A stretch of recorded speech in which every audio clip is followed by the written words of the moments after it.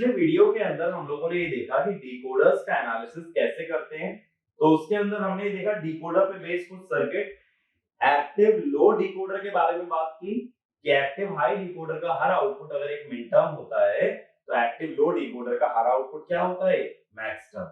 फिर उसका हमने लॉजिक गेट लगा करके भी देखा कि जोर गेट, और गेट, एंड गेट, इन सब चीजों से क्या इफेक्ट प्रोड्यूस होता है। इसके अलावा हमने बात की अगर हायर ऑर्डर डिकोडर बनाना है तो लोअर ऑर्डर डिकोडर से कैसे बनेगा, जिसमें हमने दो केसेस देखे।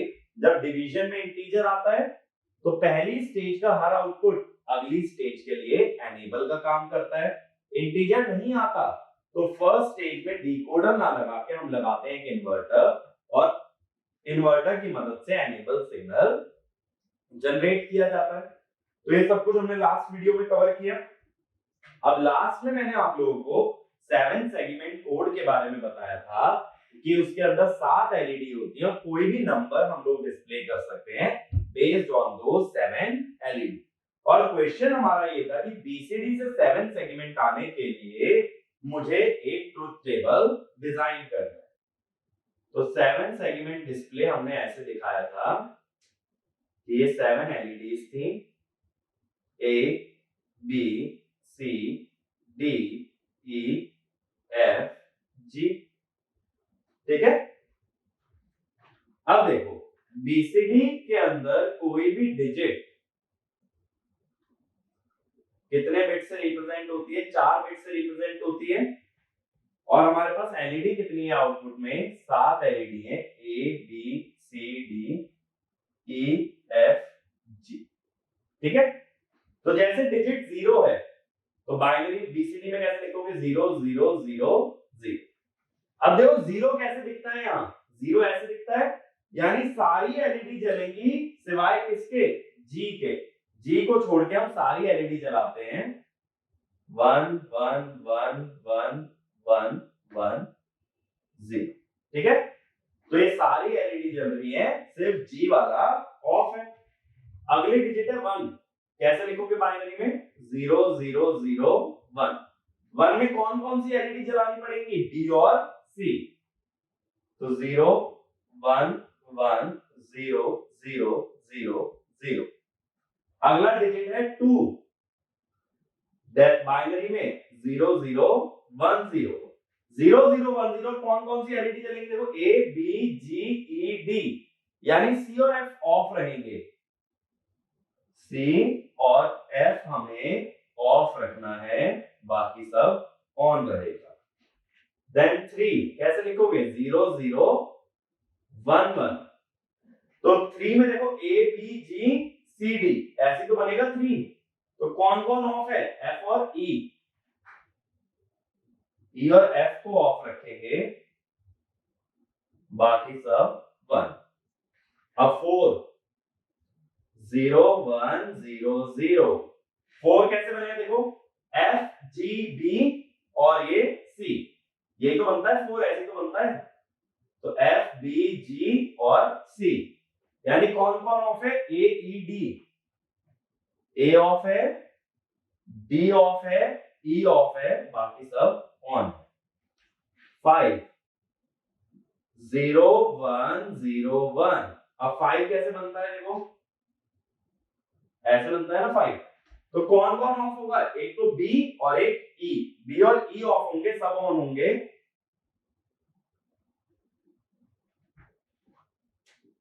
6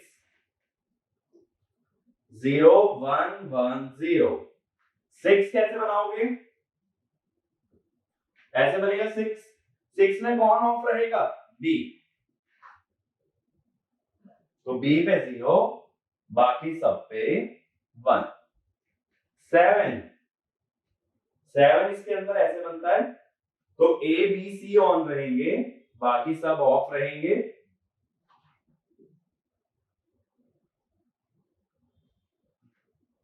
ठीक है। 8 का बाइनरी होता है 1 0 0। 8 ऐसे बनेगा, देखो 8 ऐसे क्यों लिखा जाएगा, तो यानी सारी एलईडी ऑन हो जाएंगी।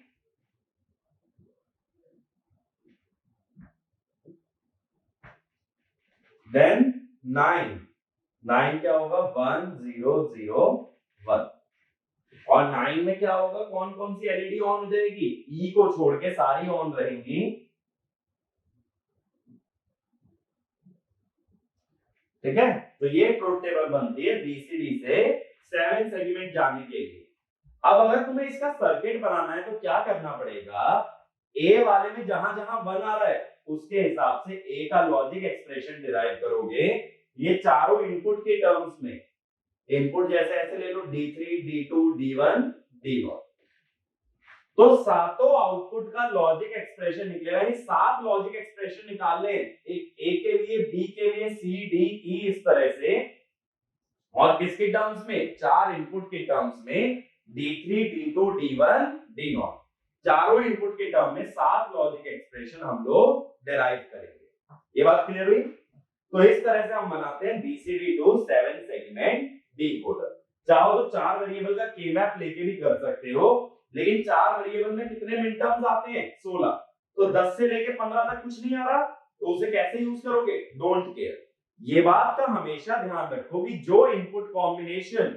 इनवैलिड है या अनयूज्ड है उसको हम लोग क्या मानते हैं डोंट केयर की तरह ट्रीट किया जाता है तो इसलिए हम लोग क्या कहेंगे कि 10 से लेके 15 तक जितने भी मिन टर्म्स हैं हर आउटपुट में they will be treated as don't care ये बात क्लियर हुई क्योंकि हमें डिजिट कहां से कहां तक यूज करनी है 0 से 9 rest of the combinations are unused ठीक है तो ये तो उस क्वेश्चन का सॉल्यूशन हुआ जो हमने लास्ट वीडियो के अंदर दिया था अब नेक्स्ट हेडिंग डालना है इस लेक्चर के अंदर हम क्या कवर करने वाले हैं नेक्स्ट लिखो encoder next is your encoder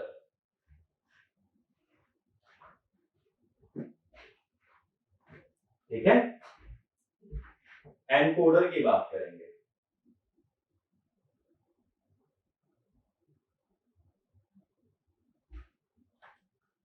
अब देखो एनकोडर क्या होता है जस्ट डिकोडर का अपोजिट डिकोडर में हमने क्या बोला था डिकोडर में हम लोगों ने ये बोला था कि कोई भी बाइनरी इनपुट को उसके डेसिमल इक्विवेलेंट में कन्वर्ट कर देता है उसमें हमने ये देखा एक्टिव हाई डिकोडर में एक समय पे एक आउटपुट को 1 कर देता है और कौन सा आउटपुट 1 होता है जो इनपुट के डेसिमल इक्विवेलेंट को रिप्रेजेंट करता है एनकोडर जस्ट उल्टा है इसमें एक समय पे एक इनपुट 1 होता है और उस इनपुट के करस्पॉन्डिंग जो बाइनरी कोड होगा वो आउटपुट पे मिलेगा जैसे देखो 3:8 डिकोडर था 3:8 डिकोडर में 0 1 1 इसका डेसिमल वैल्यू क्या हुआ 3 तो कौन सा आउटपुट हाई होगा y3 अब यहां उल्टा है y3 की जगह इनपुट मानो i3 अगर i3 हाई है तो आउटपुट पे 3 बिट होंगी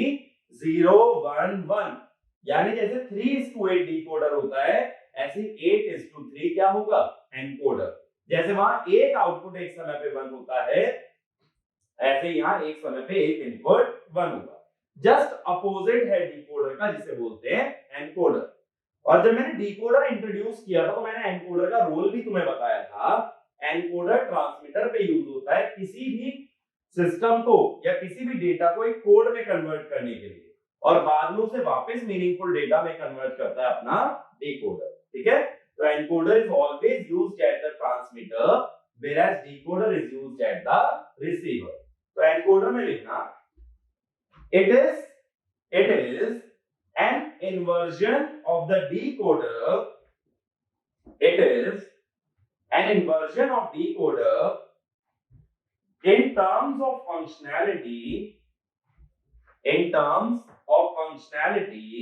which means it will convert decimal input into an equivalent binary code ठीक है तो डिकोडर से जस्ट उल्टा होगा एनकोडर तो एनकोडर की नेमिंग कैसे होगी देखो जैसे डिकोडर था n is to 2 to the power n decoder होता था तो एनकोडर उल्टा होगा, 2 to the power n is to n encoder. ठीक है, तो इसका मतलब है इसके अंदर इनपुट कितने होंगे, I0 I1 up to I k minus 1, और आउटपुट कितने होंगे, Y0 या Y, हाँ चलो Y0 से शुरू कर लो, Y0 Y1 up to yn minus. तो आउटपुट कितने आए, n आउटपुट आ गए, और इनपुट कितने हैं, k इनपुट है, तो k input and n output. और यहाँ k कितना होता है, k होता है 2 की पावर n। ठीक है, तो यही तो मैंने नेमिंग बताई है, 2 to the power n is to n encoder. इसका पहला एक एग्जांपल लेते हैं, फर्स्ट केस लेते हैं, 4 क्रॉस 2 एनकोडर। 4 से यानी 4 इनपुट और 2 आउटपुट। तो इसको कैसे दिखाओगे, चाहे तो इसके अंदर भी एनेबल दिखा सकते हो, और अगर एनेबल ना दिखाया जाए तो समझ लेना डिवाइस एनेबल्ड है और वो अपना नॉर्मल वर्क परफॉर्म करेगी। ठीक है, एनेबल दिखाया जाए तो बहुत अच्छी बात है, नहीं दिखाया जाए तो एनेबल हाई मान लेना। ये हो गए दो अपने आउटपुट, Y0 और Y1। ठीक है, चाहे तो एनेबल दिखा के एनेबल को एक्टिव हाई दिखाओगे तो एनेबल 1 कर दोगे, एक्टिव लो दिखाओगे तो 0। अब देखो इसके अंदर ट्रुथ टेबल जब बनाते हैं तो क्या करते हैं,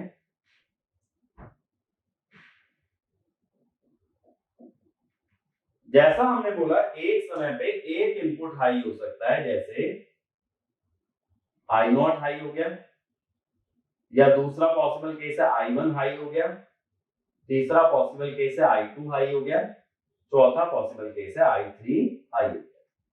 देखो जब कभी ऐसा हो कि एक समय पे एक ही वन हो सकता है, इसको एक नाम भी देते हैं one hot coding. One hot का मतलब एक ही टर्मिनल या एक ही इनपुट या आउटपुट एक समय पे हाई हो सकता है, तो that is one, only one can be hot और हाई। अब I0 अगर 1 हुआ तो डेसिमल वैल्यू क्या है, 0। 0 का बाइनरी इक्विवेलेंट क्या होता है, 0 0। I1 अगर हाई है, डेसिमल वैल्यू 1, बाइनरी 0 1। I2 अगर हाई है, डेसिमल वैल्यू 2 1 0। I3 अगर हाई है, डेसिमल वैल्यू 3, तो बाइनरी 1 1। ठीक है, अब देखो Y1 को कैसे लिखोगे, Y1 कब कब बना रहा है, जब I2 और I3 हाई होते हैं, तो I2 और I3 सिंपल कैसे, देखो 0 और 0 0 0 0 0 0 1 पे 1 1 0 पे भी 1। Y0 की अगर बात करें, देखो 1 कहां पे है, जब I1 1 है या जब I3 1 है, तो क्या लिख दोगे, I1 प्लस I3। ठीक है, अब इसका सर्किट कैसे दिखाओगे, सिंपली और गेट ही तो लगाने, दो और गेट लगने, एक में जाना है I2 और I3, I0 से तो कोई मतलब ही नहीं है, I2 और I3 जाएगा एक में,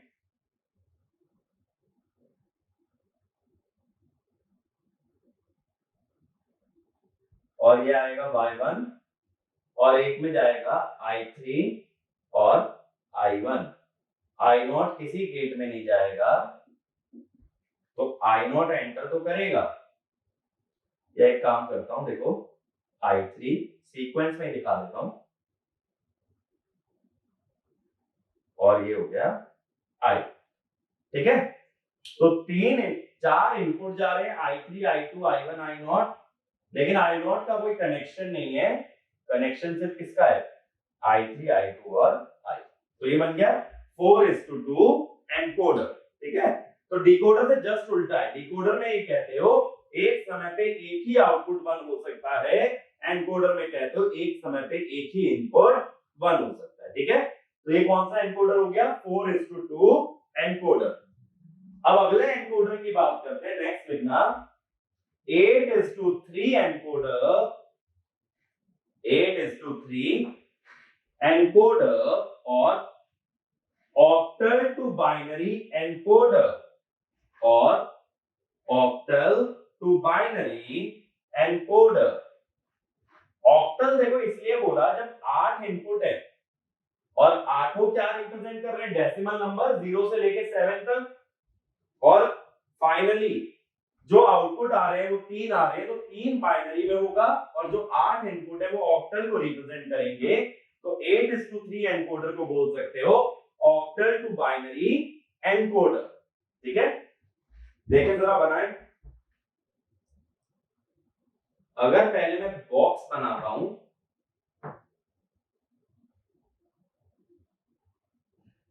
तो 8 इनपुट होने वाले हैं, I7, I6, I5, I4, I3, I2, I1, I6।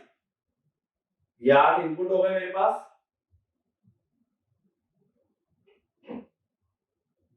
और 3 आउटपुट आएंगे, Y2, Y1, Y। ये 3 आउटपुट हो गए, ठीक है। तो ये क्या हो गया, 8:3 एनकोडर। अब पहले की तरह टेबल बनेगी, 8 इनपुट ले लो,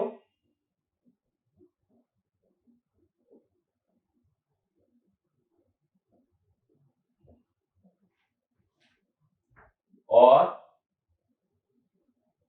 3 आउटपुट ले लो।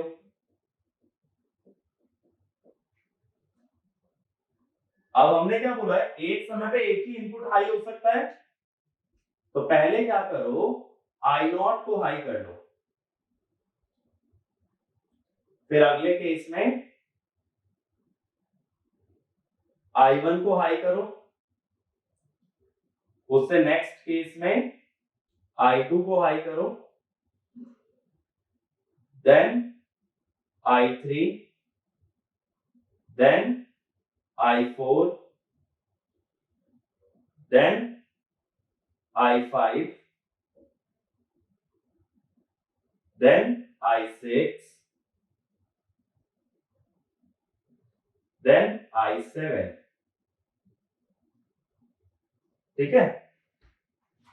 अब I0 अगर हाई है, I0 अगर हाई है तो 0 का बाइनरी क्या बनेगा, 0 0 0, 1 का 0 0 1, 2 का 0 1 0, 3 0 1 1, 4 1 0 0, 5 1 0 1, 6 1 1 0 और 7 1 1 1, ठीक है। इसको शॉर्ट में देखो ऐसे लिख लो कि यहां कौन हाई हुआ, I0, I1, I2, I3, I4, I5, I6, I7। अब Y2 को देखो, Y2 1 कहां कहां आ रहा है, जहां I4 1 हो, 5 1 हो, 6 1 हो या 7, तो इसको मैंने लिख दिया 4 या 5 या 6 या 7, कुछ भी एक अगर 1 हो गया तो ये 1 हो जाएगा इसके हिसाब से। Y1 देखो कहां कहां 1 है भाई, एक तो 2 पे 1 है, फिर एक 3 पे 1 है, एक 6 पे 1 है, और एक 7 पे 1 है। Y0 1 3 5 7, ठीक है। ये आने के बाद क्या कर सकते हो, इसका लॉजिक सर्किट डिजाइन कर सकते हो। लॉजिक सर्किट कैसे डिजाइन करोगे, एक बार अगर लॉजिक सर्किट बनाए, तीनों आउटपुट किससे मिल रहे हैं, और गेट से, तो 3 और गेट लेने, और तीनों में कितने कितने इनपुट आने चाहिए, 4 4।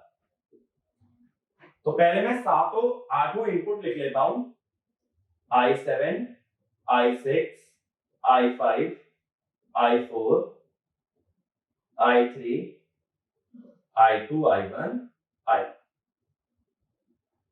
ये 7 8 इनपुट आ गए हमारे पास। 7 तक। अब देखो जो पहला और गेट है उसमें क्या क्या जा रहा है, 4 5 6 7। तो मैंने पहला और गेट बनाया जिसका आउटपुट है y2।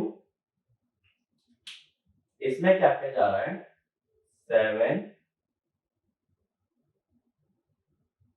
6 5 4। ठीक है, ये आ गए चारों। अगले में क्या जा रहा है, 2 3 6 और 7।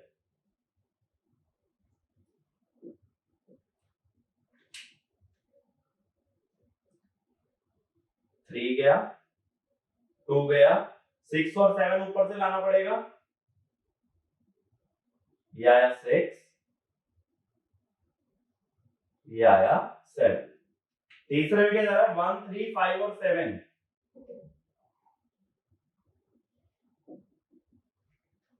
तो 1 वाला तो एज इट इज चला गया, 3 वाला ऊपर से आ गया,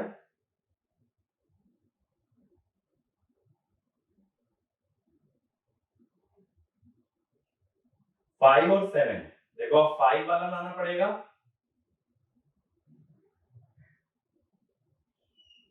और 7 वाला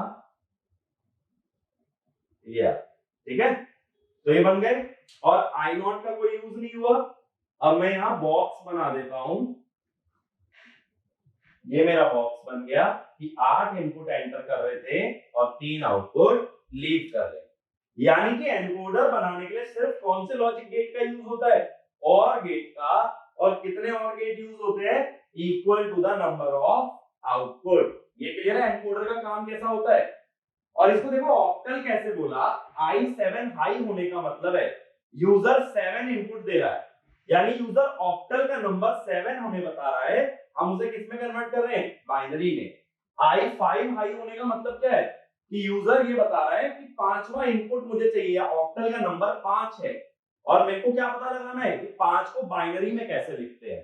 i4 हाई होने का मतलब ऑक्टल का नंबर 4 आया है और उसे किस में कन्वर्ट करना है, बाइनरी में। ठीक है, तो ये बेसिक वर्किंग हमारी होती है ऑक्टल टू बाइनरी एनकोडर। ठीक है, ऐसे अगला लिखो encoder BCD to binary encoder, BCD to binary encoder. अब देखो जब बीसीडी की बात करेंगे तो अपने पास कितने नंबर हो सकते हैं बीसीडी में इनपुट, 9 नंबर हो सकते हैं, 10 हो सकते हैं, 0 से लेके 9 तक। तो मेरे पास 10 इनपुट हो गए फ्रॉम 0 अप टू 9। और कितने बिट में रिप्रेजेंट होंगे, 4 बिट में। तो ये 10 इनपुट है और 4 आउटपुट है। अब देखो टेबल कैसे लिखोगे, इस बार मैं सारे इनपुट अलग अलग नहीं लिख रहा हूं, थोड़ा शॉर्ट हैंड में मैं टेबल लिखता हूं। अब वो कैसे, देखो मुझे पता है एक समय पे एक ही इनपुट हाई होता है और आउटपुट मेरे पास 4 हैं। इनपुट अब कौन कौन से हाई होंगे, देखो इनपुट है मेरे पास i0, i1, i2, i3, i4, i5, i6, i7, i8 और i9, ये 10 इनपुट है। अब i0 का मतलब है बाइनरी में कितना बनेगा, 0 बनेगा, 0 0 0 0, i1 0 0 0 1, i2 0 0 1 0, i3 0 0 1 1, i4 0 1 0 0, i5 0 1 0 1, i6 0 1 1 0, i7 0 1 1 1, i8 1 0 0 0, i9 1 0 0 1। ठीक है, तो ये बनेंगे। अब अगर ये बन रहे हैं तो देखो y3 में कौन कौन से इनपुट आ रहे हैं, y3 में आ रहा है i8 और i9। y2 में क्या क्या आ रहा है, y2 में आ रहा है i4 5 6 7,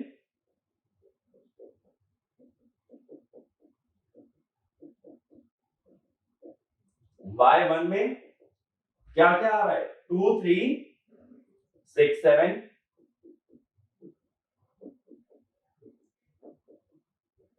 और y0 में 1 3 5 7 और 9।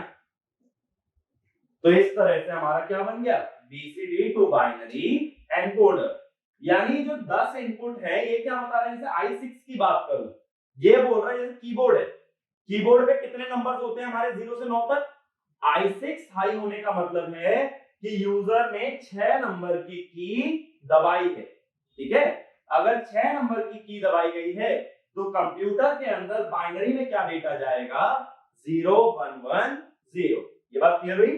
तो मेरे पास 10 डिजिट हैं, मैं कौन सी डिजिट को इनपुट करना चाहता हूं, पहले मैं बाइनरी में उसे कन्वर्ट करूंगा, फिर आगे कंप्यूटर उसे प्रोसेस कर पाएगा। और यही काम है हमारे एनकोडर का।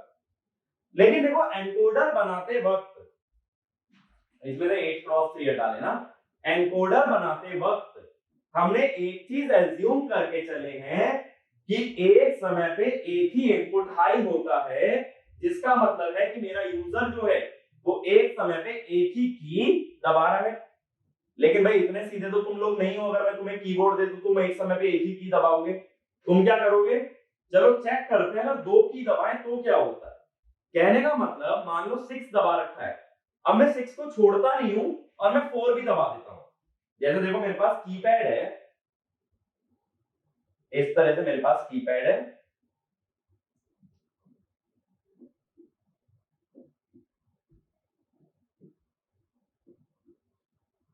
ठीक है, 0 1 2 3 4 5 6 7 8 9। अब मैं कहता हूं कि मैंने 6 तो दबाई रखा है, इस पे से उंगली ना हटाते हुए इसको प्रेस कर रखा है और मैंने 8 और दबा दिया। तो यानी मैंने क्या कर दिया, मैंने 2 इनपुट दे दिए। अब ये जो एनकोडर है ये किस बेसिस पे बना था कि जब एक इनपुट हाई होगा तब आउटपुट क्या होगा। अगर एक से ज्यादा इनपुट हाई हो जाए this encoder will not work properly. तो वाला एक पॉइंट लिखो, these encoders cannot give correct output. These encoders cannot give correct output if multiple inputs are high. If multiple inputs are high simultaneously, multiple inputs are high simultaneously, and to deal with such a case,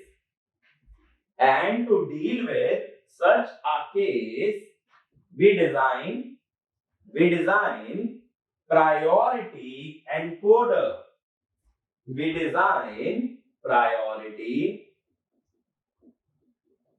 encoder. अब बात आती है priority encoder क्या चीज होती है, तो इसको समझो। देखो अगर 2 इनपुट एक समय पे हाई हो गए, मैंने क्या बोला था एनकोडर कर क्या रहा है कि डेसिमल वैल्यू को किसमें कन्वर्ट कर दे रहा है, बाइनरी में। अब बात है अगर 7 और 5 दो हाई हो गए तो आउटपुट किसके हिसाब से आए, 7 का बाइनरी बनाऊं या 5 का बाइनरी बनाऊं, कंफ्यूजन मुझे ये है। तो मैं क्या करता हूं, सभी इनपुट को प्रायोरिटी दे देता हूं। प्रायोरिटी अगर असाइन कर दी तो जो हायर प्रायोरिटी वाला इनपुट हाई हुआ है आउटपुट सिर्फ उसके अनुसार आएगा और बाकी के इनपुट को चेक करने की जरूरत ही नहीं है।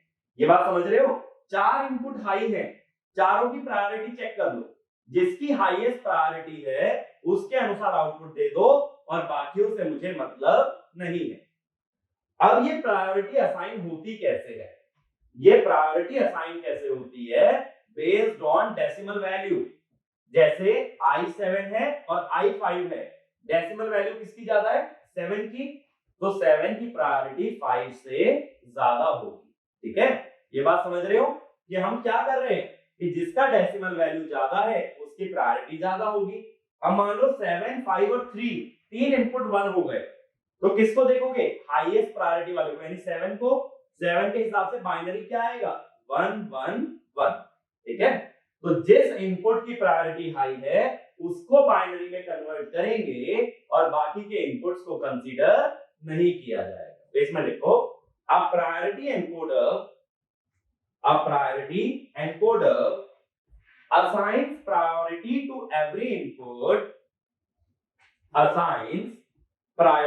to every input based on its decimal value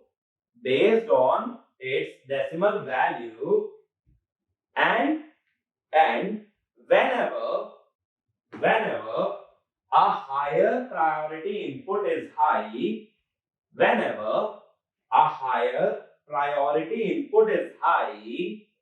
the other inputs are not considered.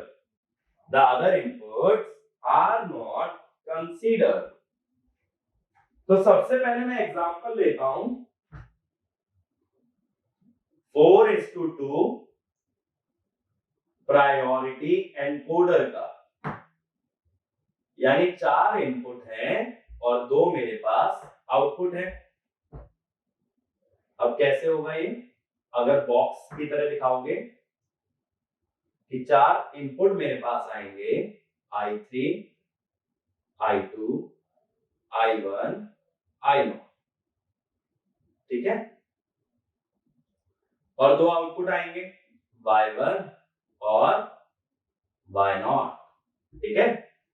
अब मैंने क्या बोला, देखो अगर इसकी टेबल बनाते हो I3, I2, I1, I0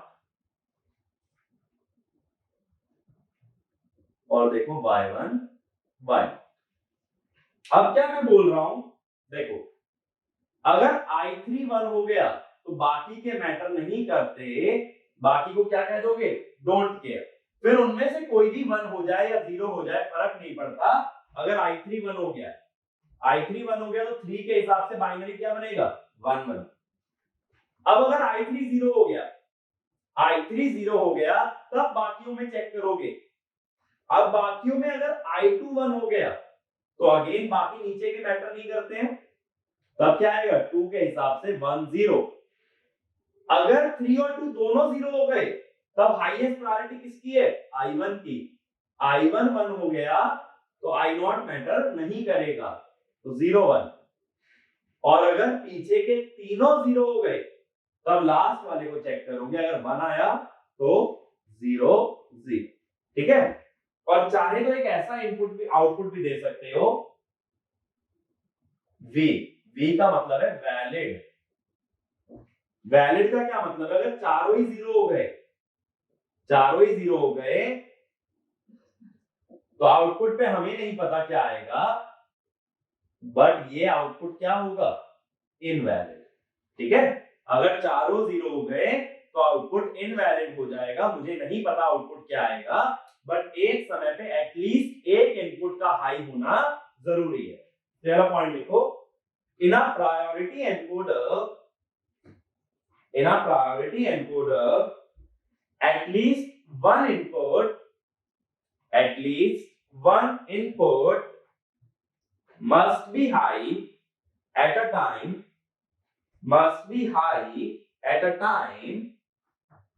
otherwise the output is invalid. अब देखो y1 को कैसे लिखोगे, y1 कब 1 हो रहा है, जब I3 1 है या I3 0 है और I2 1 है, दो केसेस में 1 हो रहा है, यानी I3 बार I2। I3 0 और I2 1 मतलब I3 का बार और I2। रिडंडेंट लिटरल रूल लगाओ, a plus a bar b, a plus b होता है I3 plus I। y1 y0 पे आ जाओ, y0 कब 1 हुआ, जब I3 1 था, और कब 1 हुआ, जब I3 I2 0 थे और I1 1 था। I3 bar I2 bar I। Again redundant literal rule लगाओ, a plus a bar b, तो a प्लस b। और अगर वैलिड की बात करें तो वैलिड सब जगह 1 था, तो वैलिड अगर सब जगह 1 था तो इसको लिख दो i3 plus i2 plus i1 plus i0। इसका मतलब चारों में से एक भी 1 हो गया तो वैलिड क्या हो जाएगा 1, और अगर चारों ही 0 हो गए तब वैलिड हो जाएगा 0। नहीं तो एक काम करो, वैलिड को मैक्स टर्म से लिख लो। वैलिड सिर्फ एक ही जगह 0 है जब चारों 0 है, तो अगर मैक्स टर्म या पीओएस में जाते हो तो चारों 0 की मैक्स टर्म क्या बनेगी i3 plus i2 plus i1 plus i0। Max term से सोच सकते हो, या इजी तरीका है कंसेप्चुअली सोचने का, एक भी इनपुट 1 हुआ तो वैलिड हाई होगा, यानी इनपुट वैलिड है, और अगर सारे 0 हो गए तब वैलिड हमारा 0 हो जाएगा। ये केस क्लियर हुआ। हाईएस्ट प्रायोरिटी वाला अगर 1 होता है तो नीचे के कभी भी मैटर नहीं करते, ठीक है। चाहो तो इसे 4 वेरिएबल के मैप से सॉल्व कर लो, वरना इजी तरीका है i3 1 है तो ये i3 आ गया, यहाँ i3 0 i2 1 है तो i3 बार i2। बाकी डोंट केयर वालों को हम इंक्लूड नहीं करते, क्योंकि देखो क्या लिखोगे यहाँ, इसको अगर मिन टर्म में लिखो क्या होगा, i3 तो 1 है, बाकी सारे क्या है कुछ भी हो सकता है। यहाँ क्या लिखोगे 0 1 xx। तो अभी तक तो मैंने उल्टा सिखाया था ना कि कैनोनिकल एसओपी में कैसे जाते हो, जो वेरिएबल सीधा प्रेजेंट है 1 लिख दो, जो गायब है x, और जो कॉम्प्लीमेंट है वो 0। यहाँ एक प्रेजेंट था 1, 3 गायब थे तो 3x, यहाँ एक कॉम्प्लीमेंट था 0, दूसरा एज इट इज था 1, बाकी दोनों x। तो यही तो चीज यहाँ आ रही है, तो बस इसका हमने उल्टा कर दिया है, ठीक है। तो अगर प्रायोरिटी एनकोडर का एक्सप्रेशन लिखना है तो ये मेथड आसान है। अगला लिखना BCD to binary priority encoder, BCD to binary priority encoder. अब मैं इसका दोबारा से बॉक्स नहीं बना रहा हूं, मुझे पता है BCD टू बाइनरी में कितने इनपुट होते हैं, 10 इनपुट होते हैं, आउटपुट कितने होते हैं 4। तो देखो 10 input i9 i8 i7 i6 i5 i4 i3 i2 i1 i0, और 4 आउटपुट आएंगे y3 y2 y1 y, और चाहो तो एक वैलिड भी ले सकते हो जो सभी 0 होने पे क्या हो जाए 0। तो उसमें तो सिंपल है, और गेट लगेगा और कुछ है ही नहीं वैलिड के लिए। अब देखो अगर i9 1 हो गया तो नीचे के मैटर नहीं करते हैं, तो 9 के हिसाब से आउटपुट क्या आएगा बाइनरी में 1 0 0 1। 9 0 हो गया तो किसे चेक करना है 8 को, 8 1 हो गया तो बिल्कुल नीचे वाले मैटर नहीं करेंगे, 8 के हिसाब से क्या होगा 1 0 0 0। i9 और i8 दोनों 0 हो गए तो i7 देखोगे, बाकी सब क्या है डोंट केयर। 7 के हिसाब से क्या आएगा 0 1 1 1। 7 वाला भी अगर 0 हो गया तो किसे देखें 6 को, 6 के हिसाब से क्या आएगा 0 1 1 0। फिर 6 वाला भी 0 हो गया तो किसे देखोगे 5 को, बाकी सब क्या है डोंट केयर। 5 का क्या आएगा 0 1 0 1। फिर 5 वाला भी 0 हो गया तो किसे देखोगे 4 को, 4 के हिसाब से क्या आएगा 0 1 0 0। 4 वाला भी 0 हो गया अगर तो 3 को देखोगे, 3 के हिसाब से क्या आएगा 3 के हिसाब से आएगा 0 0 1 1। 3 वाला भी 0 हो गया तो किसे देखोगे, फिर हम देखेंगे 2 वाले को, 2 वाले के हिसाब से क्या आएगा 0 0 1 0। 2 वाला भी 0 हो गया अगर,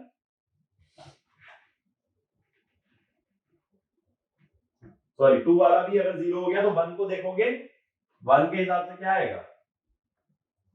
और लास्ट केस अगर 1 भी 0 हो जाए तो फिर किसे देखा जाएगा आई नॉट को और उसके हिसाब से आएगा 0 0 0 0। अब मैं पूछता हूं मुझे y3 बताओ। y3 देखो 1 कहां पे है, i9 वाली टर्म में है, या i9 0 हो और i8 1 हो, तो रिडंडेंट लिटरल रूल से बन गया i9 प्लस i8।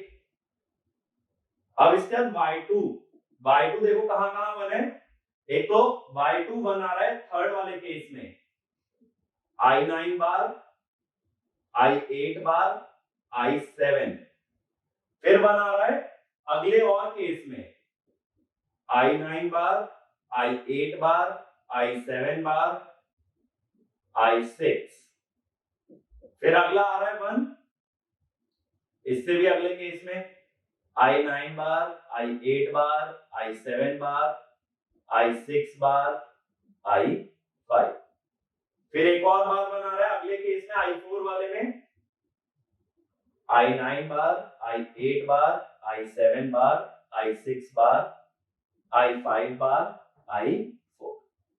इसको अब देखो सिंपलीफाई कैसे कर सकते हो, ये दोनों टर्म्स देखोगे, ये दोनों टर्म्स में अगर रिडंडेंट लिटरल रूल लगाओगे तो यहां से i5 बार हट जाएगा, फिर ये दोनों टर्म्स देखोगे इसमें से क्या हट जाएगा i6 बार, फिर ये दोनों टर्म्स देखोगे इसमें से क्या हट जाएगा i7 बार।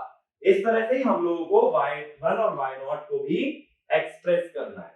ये बात क्लियर हुई कि प्रायोरिटी एनकोडर कैसे बनाया जाता है, और जहां जहां आउटपुट बना रहा है उसके करस्पॉन्डिंग टर्म यहां लिख दो, और इसके बाद क्या यूज कर लो, रिडंडेंट लिटरल रूल। ये चीज क्लियर है। प्रायोरिटी एनकोडर क्या करता है, जो हाईएस्ट डेसिमल वैल्यू वाला 1 हो गया तो उसके नीचे के सभी को क्या मान लेता है, डोंट केयर, और नीचे वालों को चेक करने की जरूरत नहीं पड़ती है। तो that is your priority encoder. तो एनकोडर का अगर कभी कोई ड्रॉबैक पूछे तो क्या होगा, an encoder cannot deal with the case when more than one input are high simultaneously, but priority encoder is designed such that it will give an output based on highest priority input which is 1। ठीक है, अब ऐसे homework problem लिखो, design a binary to gray code converter, design a binary to gray code converter for 3 bits using 3 cross 8 decoder, and 8 cross 3 encoder, 3 cross 8 decoder and 8 cross 3 encoder। तो मैं तुम्हें दो chip दे रहा हूं, एक डिकोडर की और एक एनकोडर की, और इन दोनों चिप को कनेक्ट करके क्या बनाना है, binary to Gray code converter. ठीक है, तो ये डिजाइन करोगे, इसका सॉल्यूशन हम लोग नेक्स्ट थ्योरी वीडियो के अंदर अपने कवर करेंगे। ठीक है, तो जो भी नेक्स्ट टॉपिक पढ़ाया जाएगा उसमें सबसे पहले इस क्वेश्चन का सॉल्यूशन देखेंगे और फिर हम लोग आगे कवर करेंगे। तो कॉम्बिनेशनल सर्किट के अंदर अब अपना एक छोटा सा टॉपिक रह गया है जिसे हम लोग हैजार्ड के नाम से जानते हैं, या ग्लिचेस की अगर बात करें तो ग्लिचेस की बात करेंगे, और ये हम लोग ऑब्जर्व करेंगे कि हमेशा लॉजिक को मिनिमाइज करना सही नहीं होता। तो ये अगले थ्योरी लेक्चर के अंदर कवर करेंगे, और जो होमवर्क प्रॉब्लम दिया है इसका सॉल्यूशन भी देखेंगे। ठीक है, तो एनकोडर के अंदर इतना ही बेसिक याद रखना बस, इससे ज्यादा इसके ऊपर क्वेश्चन बनने के चांसेस नहीं होते। Thank you.